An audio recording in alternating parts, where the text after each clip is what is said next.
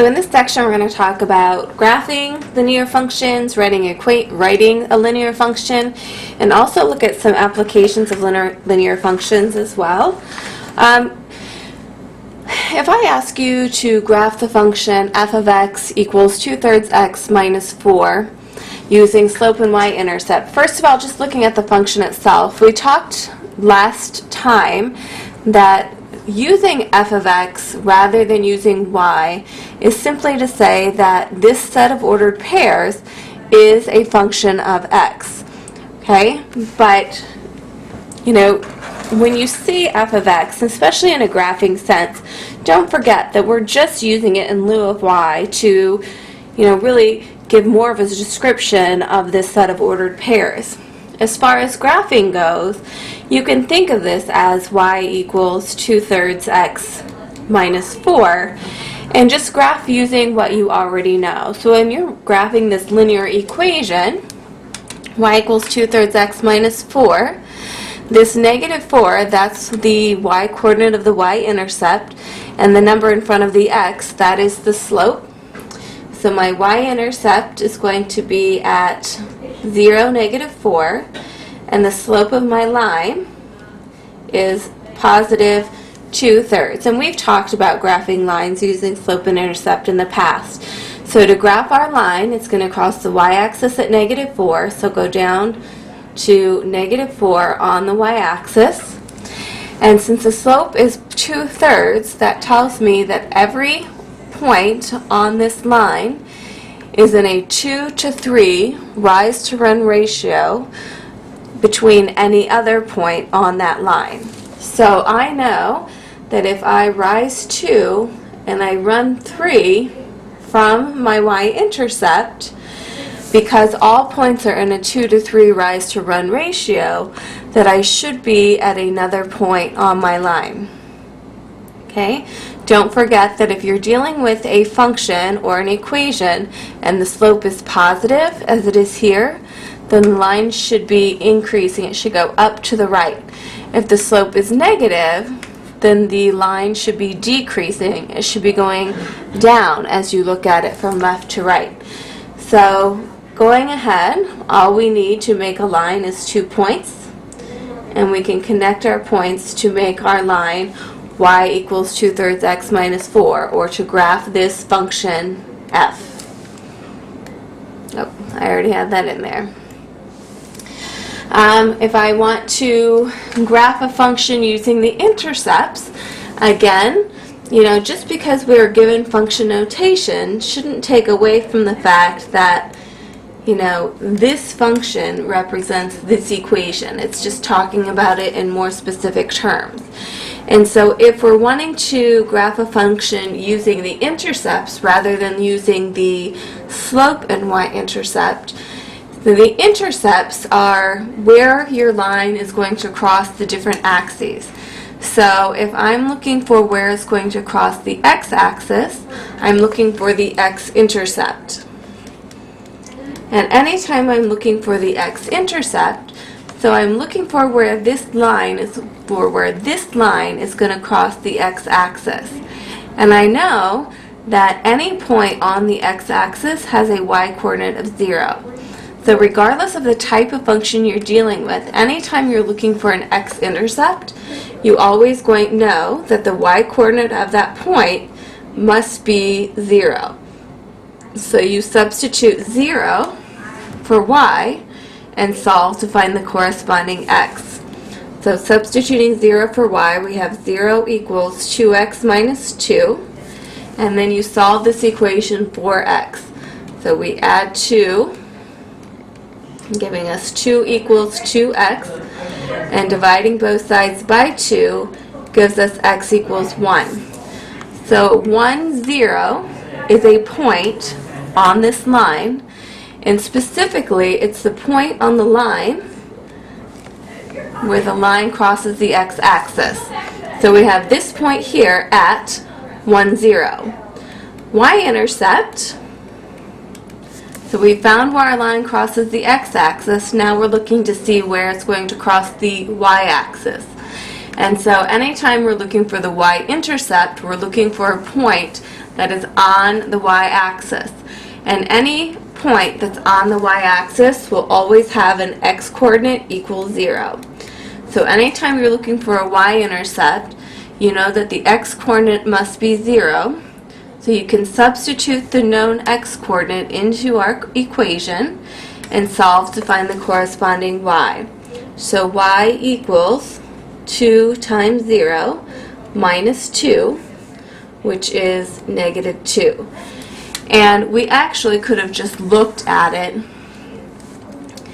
This is, if our equation is in slope-intercept form, this number here is always our y-intercept. So we have our y-intercept at 0, negative 2. Or our line is going to cross the y-axis at negative 2. And so now we have graphed our function using the intercepts. The points we found to graph were the intercepts. That's what that means. I didn't have that one. So once we have our point, at least 2 points on the line, we can then find the rest. So all of these points are ordered pairs that satisfy that linear equation. Or if we think of it in terms of functions, these are all input-output pairs, right? If I input 0 for x, f of 0 is negative 2. If I input 1 for x, f of 1 is 2 times 1 minus 2. 2 minus 2 is 0. So we have this point at 1, 0 as well. But every point on this line represents my input-output pairs for this function here. If you're trying to write the equation for a diagonal line, this again should be review. You can either write an equation using slope-intercept form, or you can also use what's called point-slope form.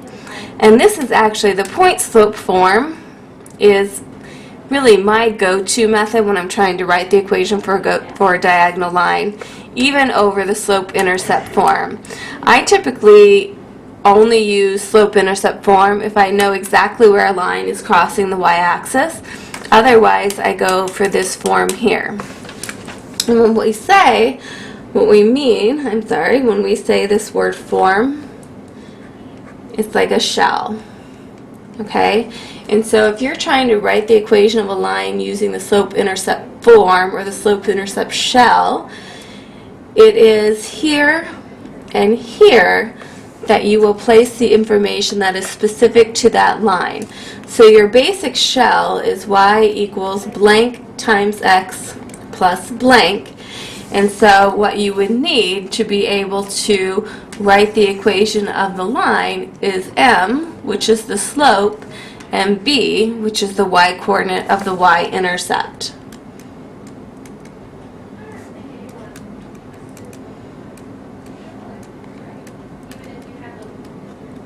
Okay?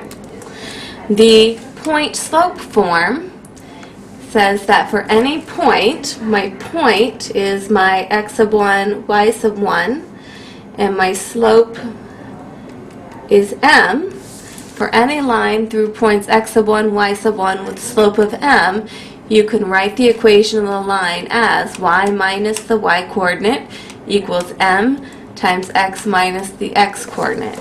And so here, this is where we're placing our information specific to the line that we're dealing with.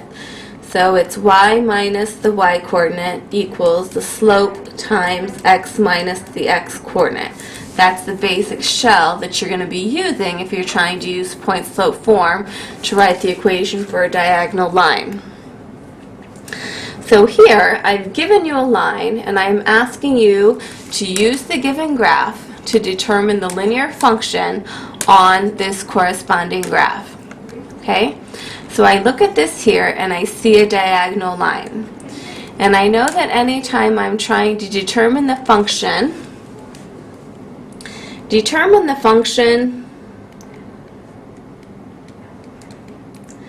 and find the equation are pretty much the same thing.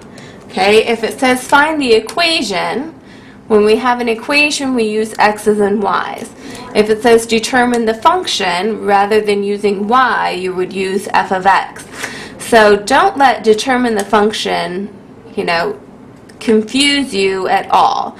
We can still just go about this like we should be used to, and then we can use function notation at the end rather than using y. Okay? So again, if I'm trying to write the equation for a diagonal line, I can use one of these two forms. And the only time I would choose to use this form is if I know exactly where my line is crossing the y-axis. When I look at this equation here, when I look at this line, here, it's crossing the y-axis here. And that is at a non-lattice point. It's somewhere between 0 and 1 on the y-axis. And because there are infinitely many numbers between 0 and 1, I would never want to just look at this and make a guess. Okay?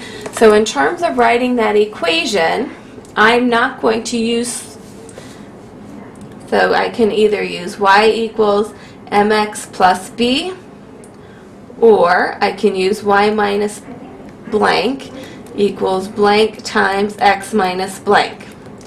Okay? I am going to choose not to use the slope-intercept form because I am not using this form as the y-intercept is unclear. Okay? It is crossing the y-axis at a non-lattice point, which makes it impossible for me to decide from the graph. Instead, I'm going to use this point slope form. Okay? So to use point slope form, I need the slope and I need a point. Okay? To find the slope, though, you always need 2 points to find the slope. And it's my preference. I don't do, if I'm looking at a graph, as I am here, I would not choose to use the slope formula. I would rather choose to just count it out. So if I'm trying to find out the slope of my line when I'm given a graph, what I do is I look on my graph for 2 lattice points. So integral points. The x-coordinate and the y-coordinate are both integers, or it's right on the grid. So that's a lattice point. As I move along, I'm not seeing one yet, and then it appears that this is a lattice point there as well. Slope, remember, is the ratio of rise to run. And so it's the vertical change to the horizontal change between any 2 points. So the rise from here to here, that is a difference of 2. And the run, I have to go over 1, 2, 3. Therefore, the slope of this line, rise over run, is positive 2/3. And I know it's positive rather than negative because the line is increasing as I go from the left to the right. Okay, so the slope is positive 2/3. Done. And now I just need a point to fill in here and here. I find 1 point, I use 1 point, so I could either use, I've already found 2 nice easy lattice points to work with. I can either use 1, 1 if I want, or I could use this positive 4, 3. I can use any lattice point on the line when I'm trying to write the equation using point slope form. So I'm going to use the 4, 3 just because I want to. So what I'm going to do with that point in my point slope form is I'm going to, it is here that I put the y coordinate. It's y minus y sub 1 equals m times the quantity x minus x sub 1. So the y-coordinate of the point here, the x-coordinate of the point here. And you must use the y and the x from the same point. You can't use the y-coordinate from one point and the x-coordinate from a different point. That is not correct. Okay? So we have y minus 3 equals 2/3 times the quantity x minus 4. And so now I'm just going to simplify and solve to get y on one side by itself so that I can then write my linear function. So I have y minus 3 equals, distributing my 2/3, 2/3 times x is 2/3 x, and 2/3 times negative 4 is negative 8/3. Now I'm going to work to get y by itself, so I'm going to add 3 to both sides. So we have y equals 2/3 x, and get out your calculators. If you type in negative 8/3 plus 3, you're going to get a positive, so plus 1/3. So, since I was asked to write a function, instead of using y, I want to use function notation, so I will use f of x rather than the y. So y equals 2x minus 3 talks about that diagonal line, but if we instead write f of x equals 2/3 x plus 1/3, I don't even know what I said before, but if we use y instead of x, instead of f of x, we're just referencing the equation. When we use f of x instead of y, we're saying that this set of ordered pairs is a function. And if you look, you should agree that diagonal line passes the vertical line test, so definitely we are dealing with a function, and so it is very okay to use function notation rather than y. Okay? Use the given graph to determine the linear function on the graph. Okay, so again, I look at this and I see a diagonal line. And I know that anytime I'm trying to write the equation for a diagonal line, I can use either the slope-intercept form or I can use the point-slope form. Both are fine. Okay? I again reserve slope-intercept form for the times when I'm dealing with a diagonal line that crosses the y-axis at a discernible point. So when I'm looking at this line here, it is crossing the y-axis at a lattice point, and the coordinates of that point are 0, 3. And so because of that, it's very easy to use the slope-intercept form, which is y equals blank times x plus blank. And remember, here you put the slope, and here you put the y-intercept. Okay?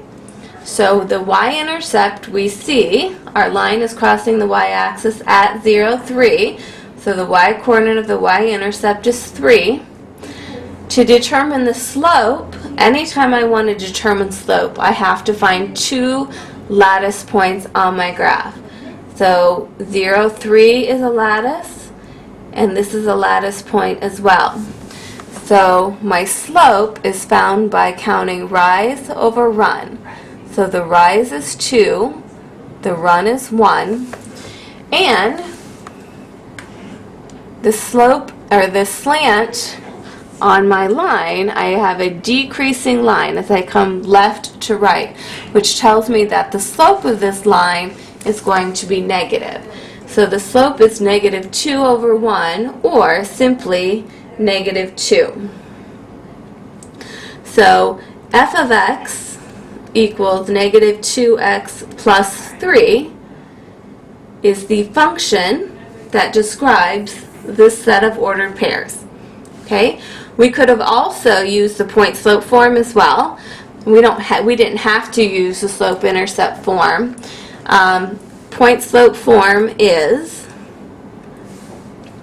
y minus blank equals blank times x minus blank, where we substitute a point and a slope into that shell. So the slope we just found was -2.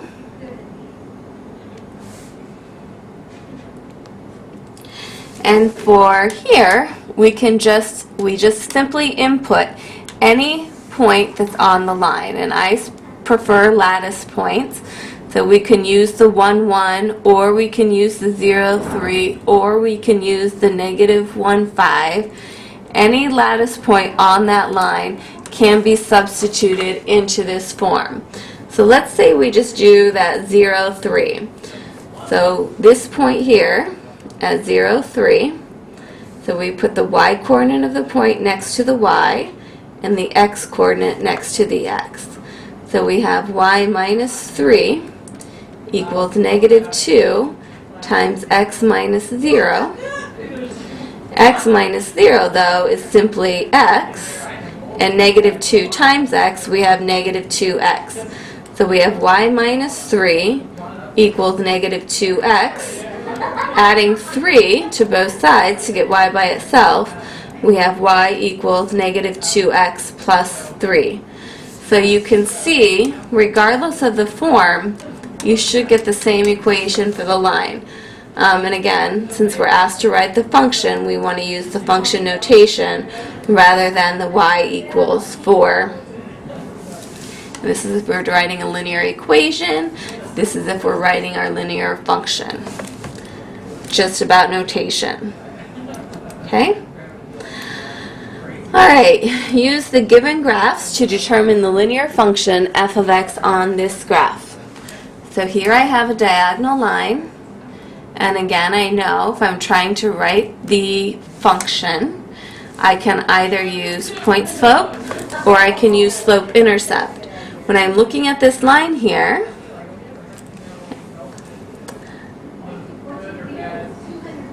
I can determine, looking at the line, it appears that the y-intercept is at 0, -1. Sorry, at 0, -1. Okay? And so when I know specifically the y-intercept, I find it easiest to use slope-intercept form. So y equals blank times x plus blank. So my y-intercept is at -1, and all I need to be able to finish is the slope of this line. And again, anytime you want to find the slope, you need to use 2 lattice points. Okay? We want to count the rise to run ratio between any 2 lattice points on the line.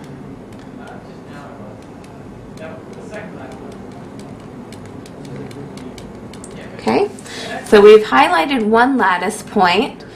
It looks like this is a lattice point here as well.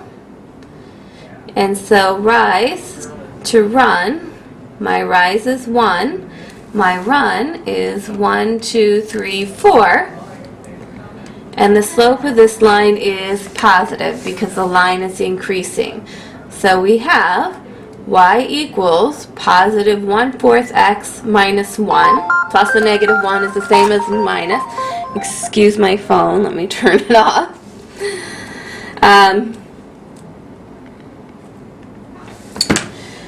And then if we're using function notation instead of using the y, we would write f of x equals 1/4 x minus 1.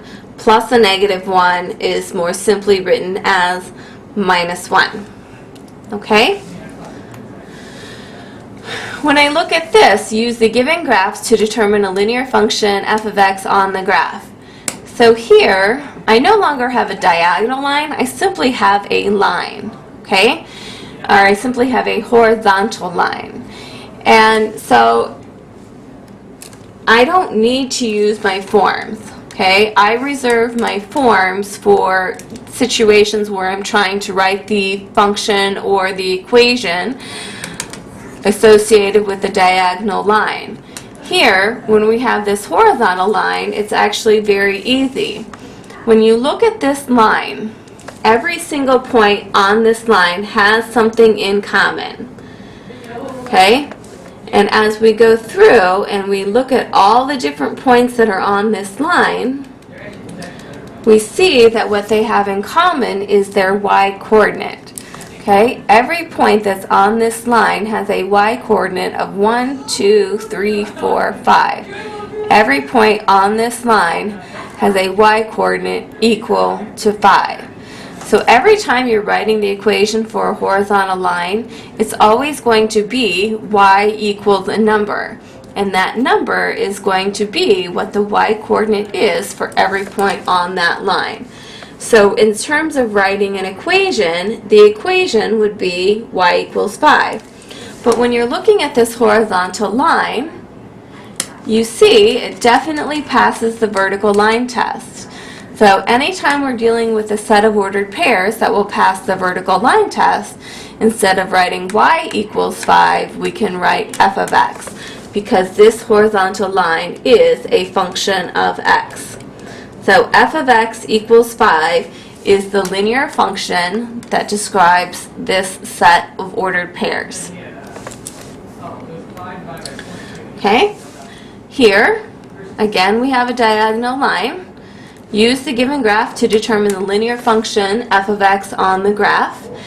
When I'm looking at writing the equation for a vertical line, I always check out the y-intercept first. So my line is crossing the y-axis there.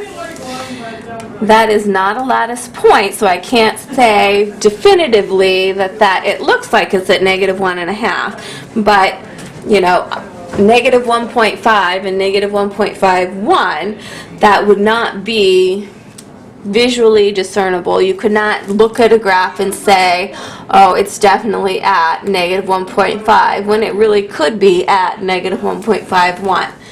So because I can't just definitely say what the y-intercept is, I'm going to use my point slope form. Right? And if you want to write the equation or a linear function using point slope form, you need a point and you need the slope. Okay? So our y minus blank equals blank times x minus blank. And specifically, when I'm dealing with a point, I would like to use lattice points instead of non-lattice points. So where our line crosses over has integral points. Both the x-coordinate and the y-coordinate are integers. So it appears to me that that's a lattice point. Sorry. And also potentially it looks like we've got a lattice point here as well. So having two lattice points is necessary in order to calculate the slope. So the rise is 1 and the run is 2. This line is decreasing. It's going down from left to right, which means that it has a negative slope. So the slope of our line is going to be negative 1/2.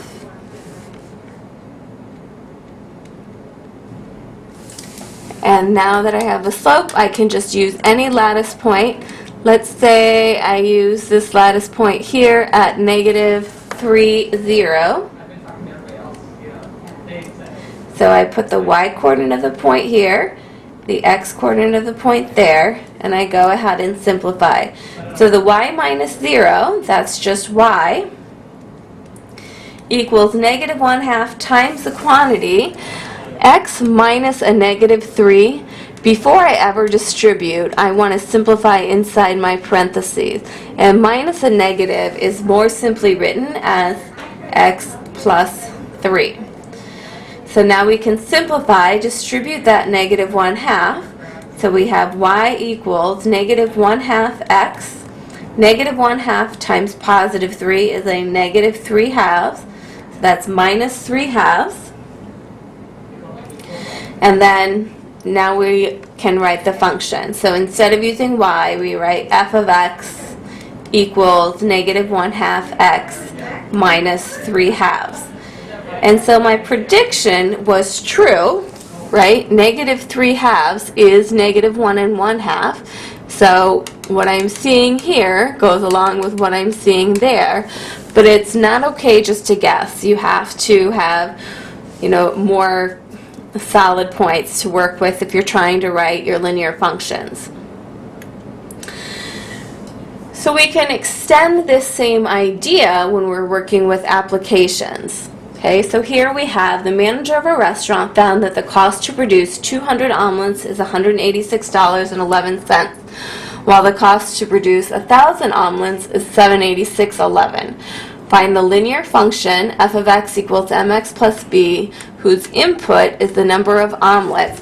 And that's something I'm going to highlight. Input is the number of omelets produced, and whose output is the corresponding cost. When you're working with a situation with an application in an applied sense, having input and output defined for you is very important. Okay, your input, those are your x values. Your output, those are your y's. And so I like to, just to make sure that I am organizing my data correctly, I like to just make a little graph. And I label the x-axis with whatever my input is. So the x, or the input, that is the number of omelets.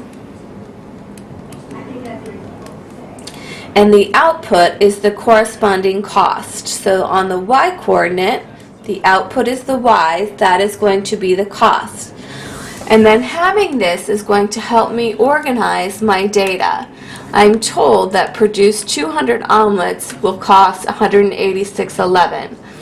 So for an x value of 200, a corresponding y will be $186.11. So one ordered pair on this graph is going to be at 200 for the x and 186.11 for the y. Okay? Similarly, the cost to produce 1,000 omelets is $786.11. So for this many omelets, the cost is this. So the number of omelets is the x and the cost is the y. So for 1,000 omelets, the cost is $786.11. Okay? If you don't do this, you may be tempted to put your given data in ordered pairs backwards, and that will lead to incorrect answers. Okay? So this is the line I'm dealing with. This is my input-output.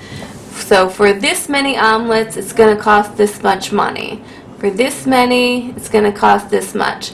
And I know I can make a line because it's telling me to find a linear function. And so because it's asking me to find a linear function, then that's telling me that there must be a linear relationship between number of omelets and cost. Or if I plot the number of omelets and cost for all number of omelets that I can think of, I will end up with this diagonal line here. So what I'm trying to find is the equation for this diagonal line. And like we've been saying, if we want to write the equation of a diagonal line, we can either use slope-intercept form or point-slope form. And most of you are probably going to, in general, lead towards point-slope form. It's just a little bit more flexible in terms of, different things you can do with different information. And since I don't know exactly where it's hitting the y-axis, I would not want to go just into slope-intercept form. So for my point-slope form, I need the slope, and I also need a point on the line. Okay? And so to determine the slope, I have to count the rise and I have to count the run. And so here, I don't have the marks to count, and also I'm not dealing with lattice points, which makes counting even more difficult. But you know you're looking at the rise over the run. And so the rise is this vertical distance.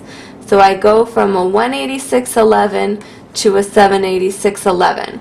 So if I want to find out what the height difference is from here to here, all I need to do is subtract this y-coordinate minus that y-coordinate. So you can do the y minus the y over, if I want to find out the run, I go from x of 200 to an x value of 1,000. And so if I take the 1,000 minus the 200, that will give me what that distance is for my x. So the 786.11 minus the 186.11, that's 600. The 1,000 minus 200, that is 800. And 600 over 800, that reduces to 3/4. You can do that on your calculator. Okay? So the slope of this line is 3/4. And actually, in application, I am not going to use the 3/4, but instead I am going to use 0.75. Okay? If you think about what slope is, or what slope represents in this case, rise is the cost, the change in the cost for the change in the number of omelets.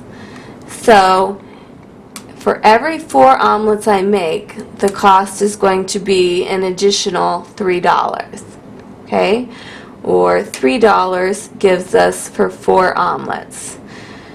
If I go ahead and use the decimal form instead of the fractional form, that gives me my unit rate. Okay? My unit rate, so this is the cost per omelet, right? So if you do 3 divided by 4, you get 0.75.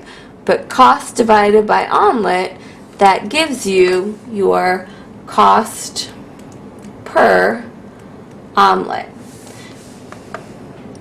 And that's important to know.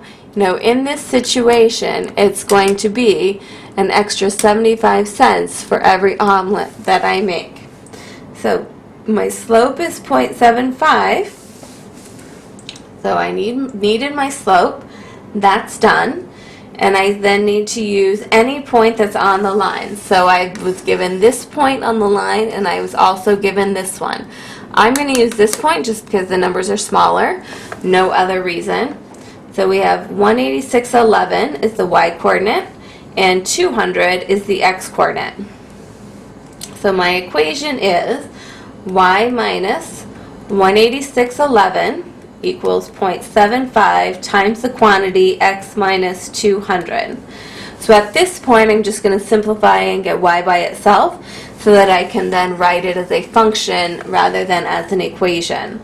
So distributing my 0.75, I have y minus 186.11 equals 0.75x, and 0.75 times negative 200, you'll do that on your calculator if you need to, and that's minus 150. Adding 186.11 to both sides, we get y equals 0.75x plus 3611. Okay? Or, instead of using y, since we were asked to write the function, then I'm just going to take that y and instead replace it with an f of x. And you can see, visually speaking, that it's appropriate to do so, as this line does represent a function. Okay? So this function describes all of the input-output pairs.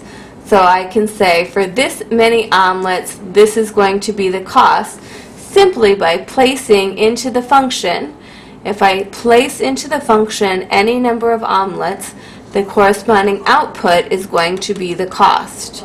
And so looking here, use this function to determine the cost of producing 1,700 omelets. If I input 1,700 into this function, then the corresponding output, that is going to be the cost. So f of 1,700, we get 0.75 times 1,700 plus 3611. And just grab your calculator and work it out. 0.75 times 1,700, you should get 6,375. Then adding the 3611, we get 64,1111. Is that what I had before? Let me look.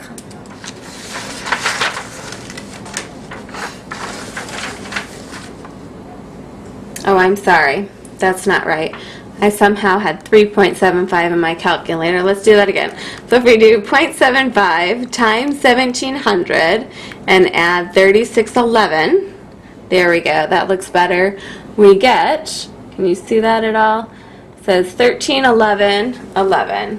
So $1,311.11 is going to be the cost for producing 1,700 omelets. And just to discuss this, as we will be getting into this idea in the future, so this 0.75, that's my unit rate or my unit cost, okay? So it's going to cost me 75 cents for every omelet I make. And then if I'm looking at this, I say, well, if x equals 0, then the corresponding output would be 3611. Okay, or if I look up here, this is a 0.03611. So to make 0 omelets, the corresponding cost is going to be 3611.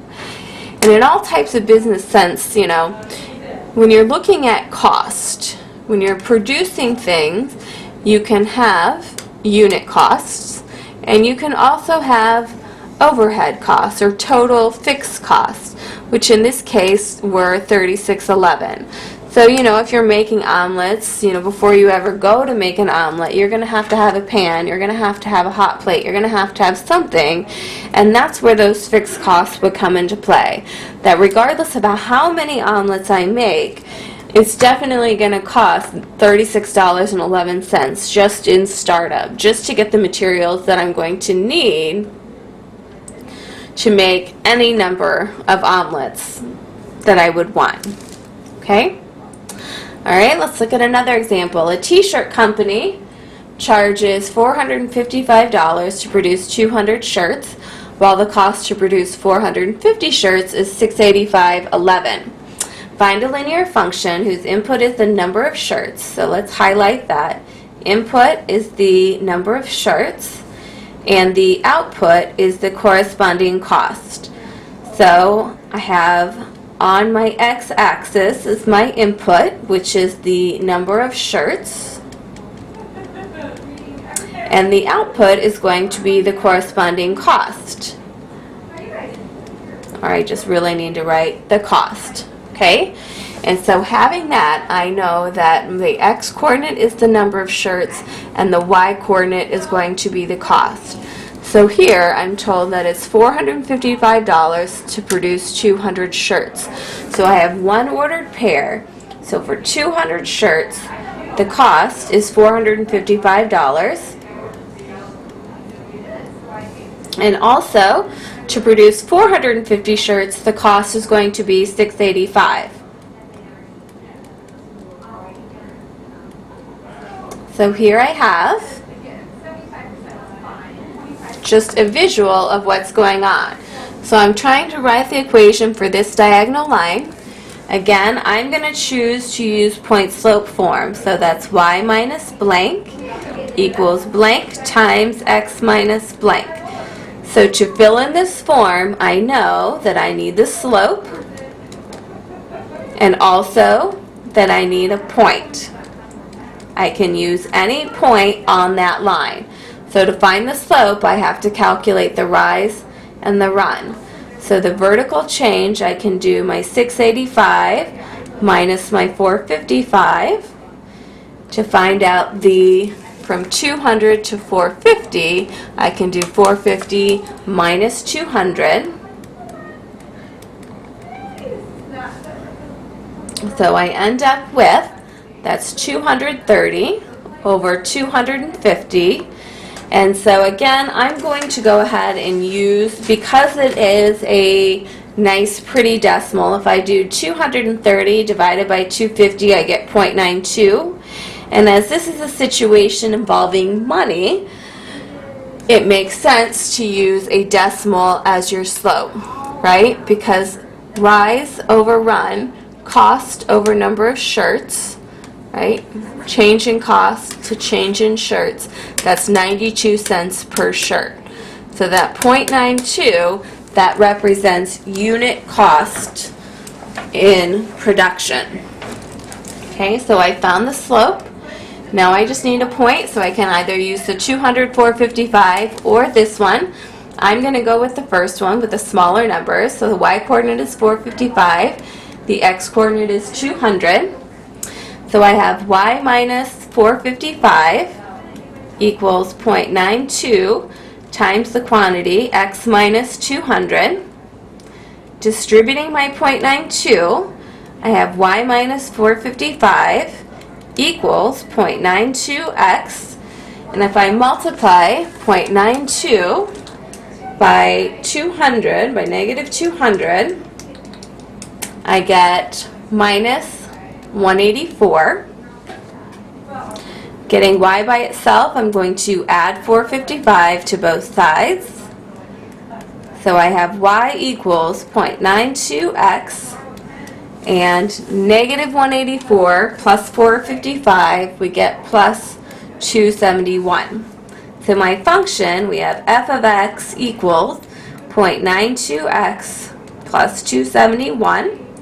And then last, we want to use this function to determine the cost of producing 750 shirts. So this function will give me cost. If I input number of shirts, the output is going to be cost. So to find what the cost for producing 750, I'm going to input 750. So if I multiply 0.92 by 750 and then add my 271, I'm going to find that the cost is $961. Okay, just a couple more things here, and we've kind of talked about this already. Looking at cost, revenue, and profit. Okay, so here we have the art club at a community college is selling burgers at lunchtime as a fundraiser. The club spends $10 for condiment and supplies, and the cost of meat and bun for each burger is 40 cents. The club is charging $2 for each burger. Find the cost, the revenue, and the profit. Okay? So when you're talking about costs, okay, you can have unit costs and fixed costs. Okay? Fixed costs would mean, regardless of how many things I make, I still have to spend this much money. Unit costs would mean, well, if I keep making more, I'm going to have to spend this much for every item that I make. Okay? So in this case, it tells me they spend $10 for condiments and supplies. So that is, regardless of how many things I make, I'm going to have to spend 10 bucks, okay? And also the cost for meat and the bun for each burger is 40 cents. So my unit cost here would be 0.4. And so let's say that we decide to make one burger.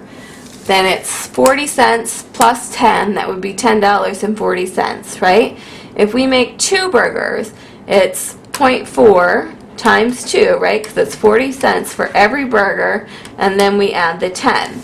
But in general, if we're trying to write a cost function, we're saying write a rule where your x is the number of burgers you make, and the output is going to be total cost.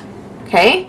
So what I see is it's going to be, I'm going to take 0.4, multiply it by the number of burgers I make, and then I'm going to add the $10 that I had in fixed costs.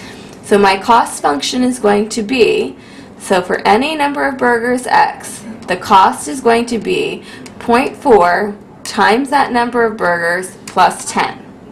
Okay? Revenue, when you're talking revenue, you're just saying, I'm not looking at costs, I'm not looking at profit, I'm simply looking at what's going to come in. You know, if you're working with a cash situation, if you start the day, you know, if you're working at a concession stand and you start the day with nothing in your money box, in your till, at the end of the day, what's in there, that's going to be your revenue. Okay? So the club is going to charge $2 for every burger. So at the end of the day, in your money bin or whatever, you're going to have $2 for every burger that you sold. Okay, so if you sold 3 burgers, you would have $6 in revenue. If you sold 4 burgers, you'd have 8. So your revenue function, you would multiply any number of burgers X by 2, and that's going to give you what your revenue is. So the revenue function is R of X equals 2 times X, where X is the number of burgers that you sell. And then finally, we're looking at the profit. And my profit is taking into consideration what I pull in, bring in, versus what I spent to make it happen. Okay? Profit is your revenue minus your cost. Okay? And so to find the profit function, all you have to do is take, well, this is how I brought this much in, I spent this much to make it happen, so if I take what I took in minus what went out, that's going to be how much profit I have at the end of the day. So my revenue function, I have 2x minus my cost function, which is 0.4x plus 10. So I have to subtract this entire cost function. So to do so, I need to distribute that negative.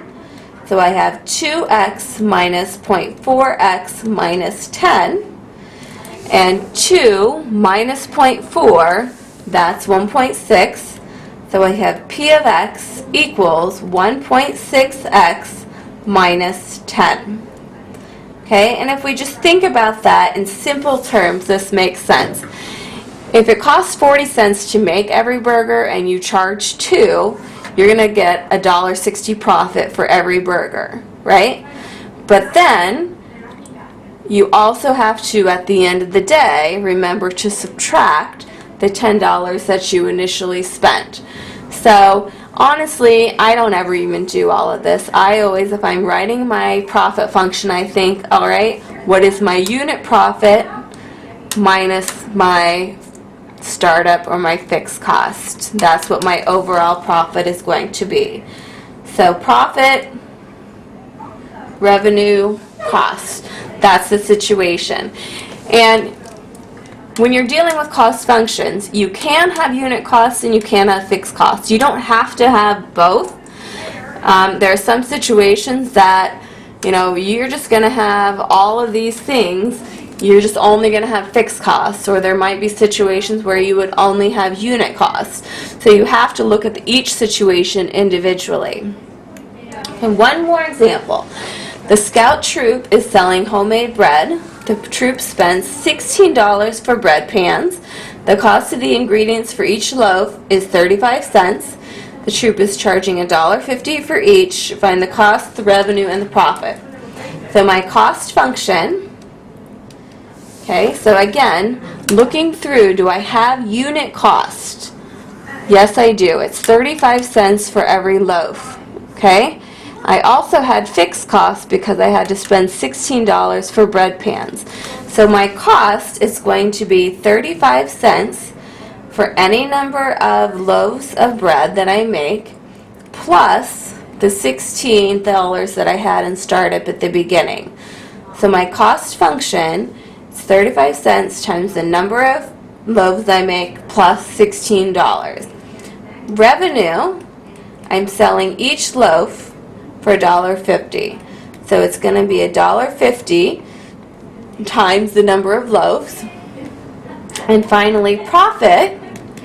So if we sell each loaf for $1.50, but it costs 35 cents to make, then unit profit would only be $1.15. Okay, so my unit profit is going to be $1.15 for every loaf of bread, but then I have to remember to subtract my initial $16 when I'm trying to figure out my profit. So these are my cost, my revenue, and my profit functions.